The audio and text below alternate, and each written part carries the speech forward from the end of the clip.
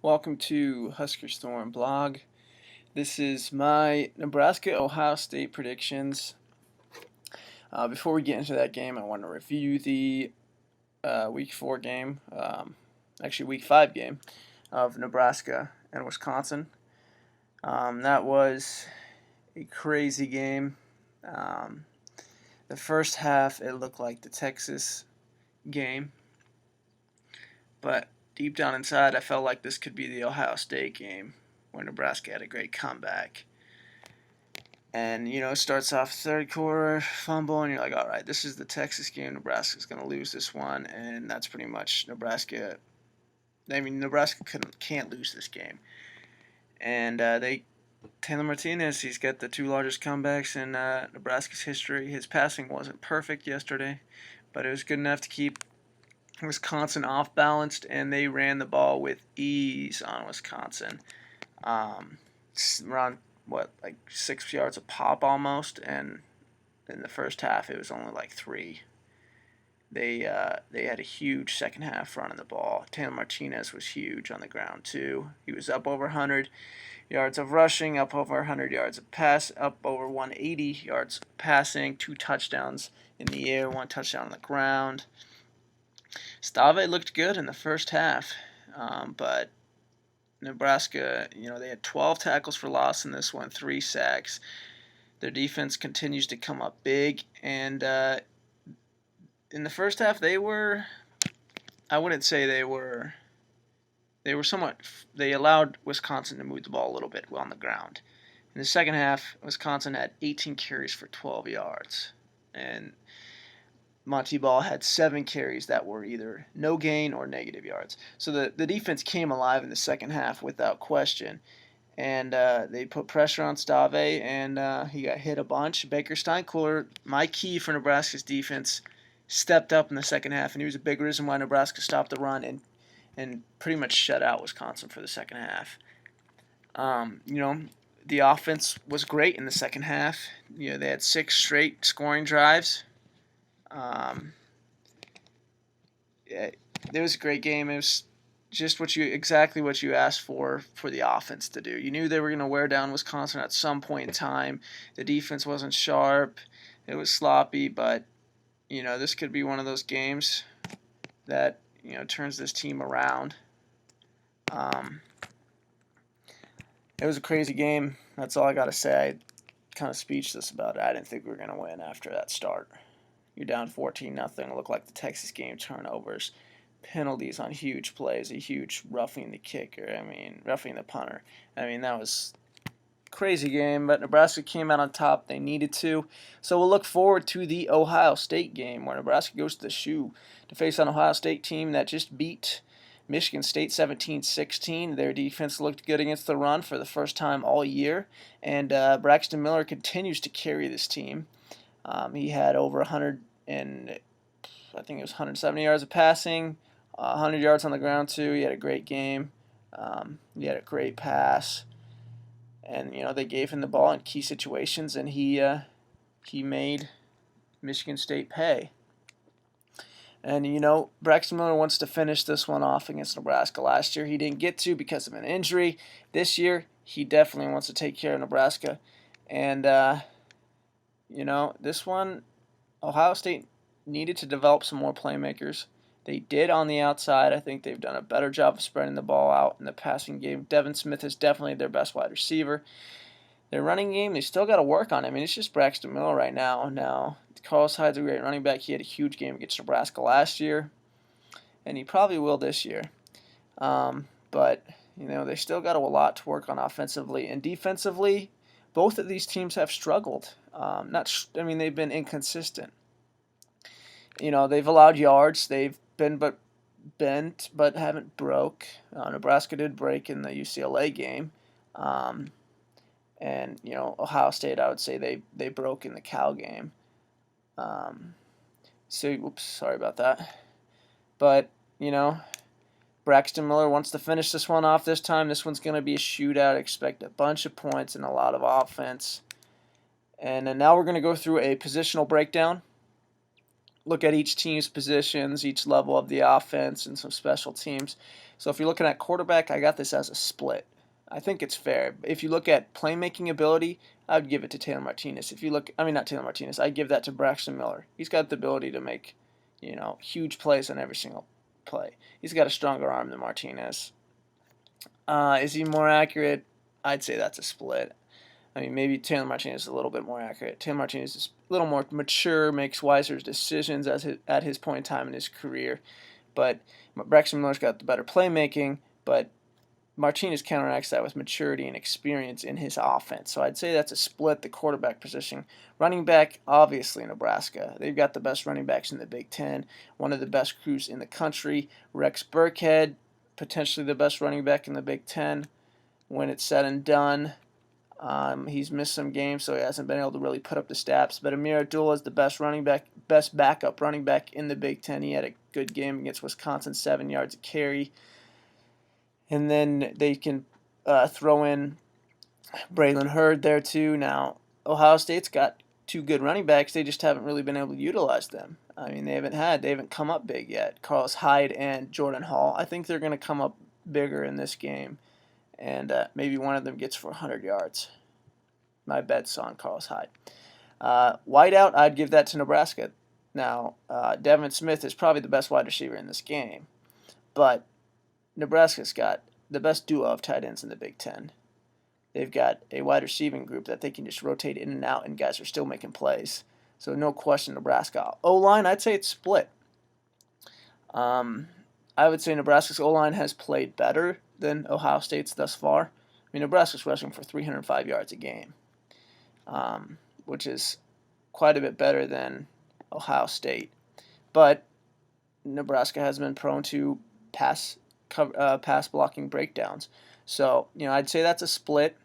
Overall, on offense, I give it to Nebraska. They're the best offense in the Big Ten. They got the most playmakers. They're the best. I mean, it's not even close.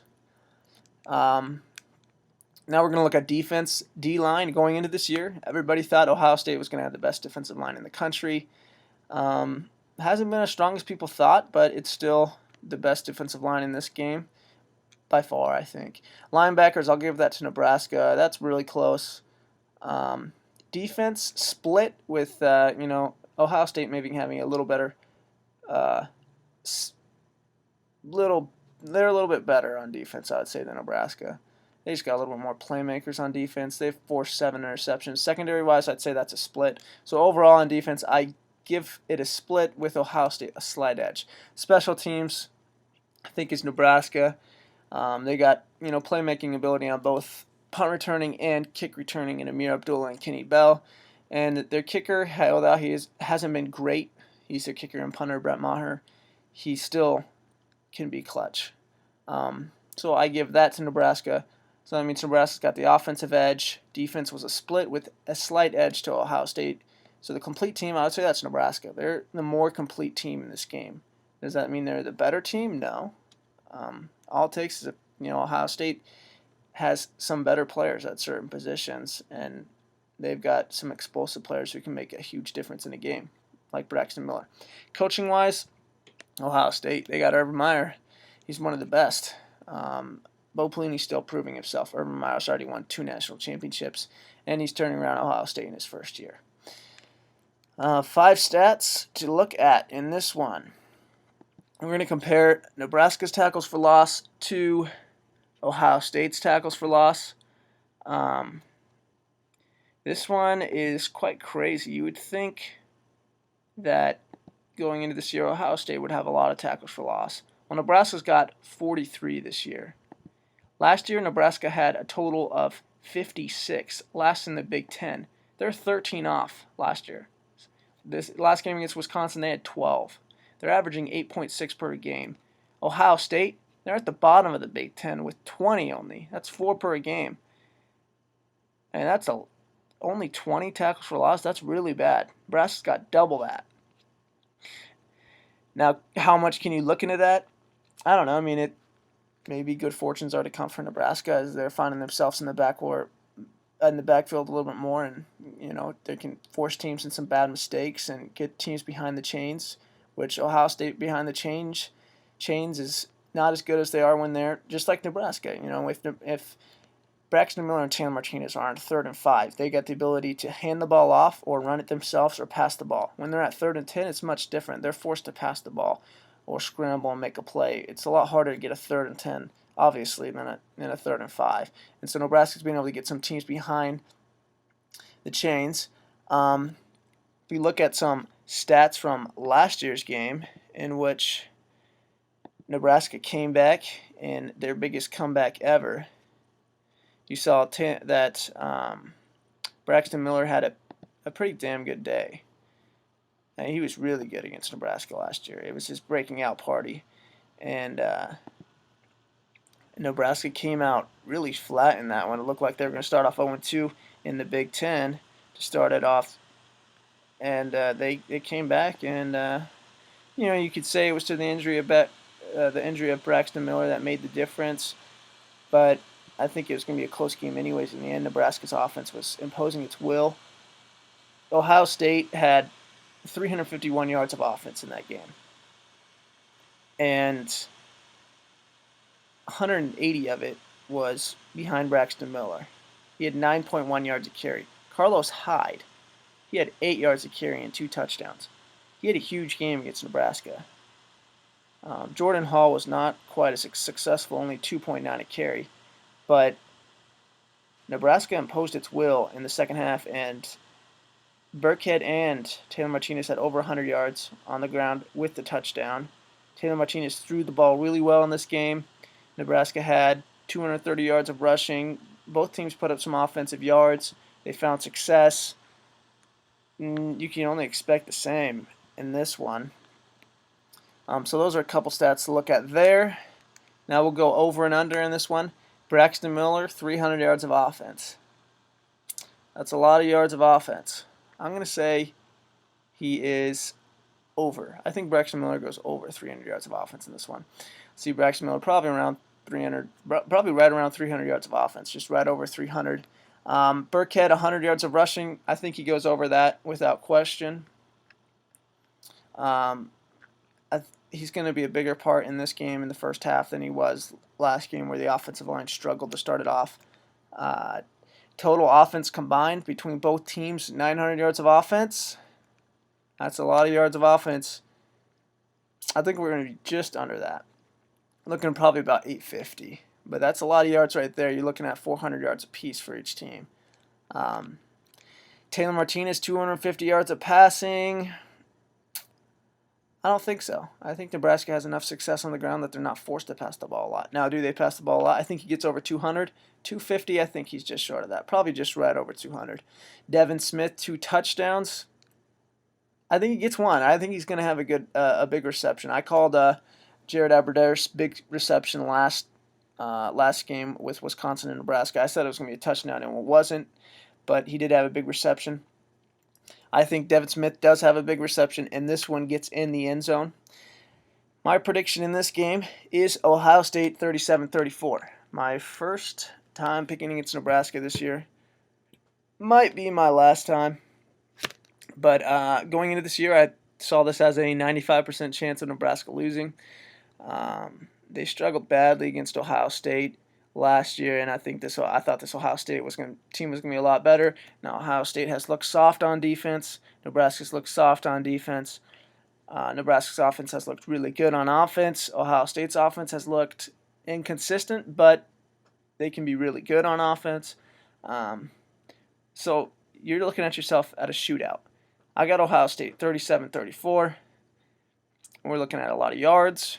A good game at the shoe. Ohio State comes out, and this one's going to be points straight from the get-go. I don't think anybody gets out to a huge lead in this one. It's going to be back and forth, and Braxton Miller makes a big play. Maybe he gets his team in field goal range and they win by field goal. Maybe he throws a touchdown to win the game from behind. Who knows? Ohio State wins this one, though, 37-31.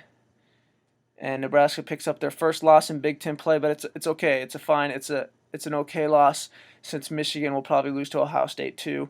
Now all you got to do is take care of games against Northwestern, Michigan, and Michigan State, and you're looking at yourself, sorry about that, at a possible Rose Bowl bid. But this game's going to be a good game. Don't be surprised if Ohio State does win this one by 10 points, and don't be by more than 10, probably not no more than 10 points, but don't be surprised if they do win this one by double digits. Don't be surprised if Nebraska comes out and wins this one. I see this is a toss-up. It could go either way. I go with the home team in this one just because Ohio State's, they got that shoe. It's an atmosphere. Nebraska hasn't proved it can win in a big atmosphere on the road in the Big Ten, although I think Taylor Martinez has proved he can win on the road.